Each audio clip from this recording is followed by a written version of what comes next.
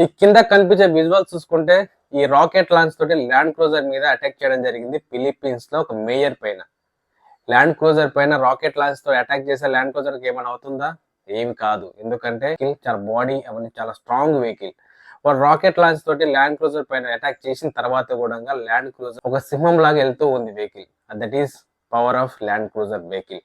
Land cruiser vehicle కాకుండా అక్కడ ఏ vehicle ఉన్నా కానీ ఖచ్చితంగా ఆ వెహికల్ బ్లాస్ట్ అయ్యేది, లోపల ఉన్న మనుషులు కూడా చనిపోయేవాళ్ళు. ఈ ల్యాండ్ క్రూజర్ ఉండడం వల్ల ల్యాండ్ క్రూజర్ వెహికల్ లో జస్ట్ ఎయిర్ బ్యాగ్స్ ఓపెన్ అయినాయి. చాలా చాలా సురక్షితంగా మేయర్ కూడా బయటపడిపోయిండు.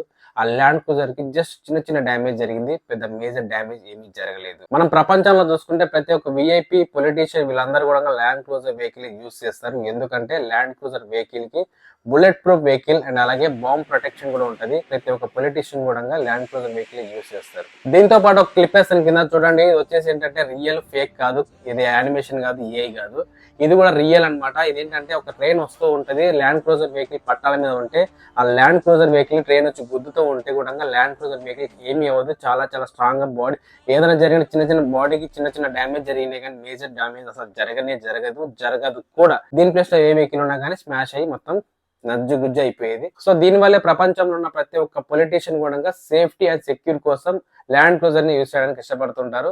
సో ల్యాండ్ క్రూజర్ ప్లేస్ లో వేరే వెహికల్ ఉంటే ఏం జరిగేదో కామెంట్ చేయండి. Thank you.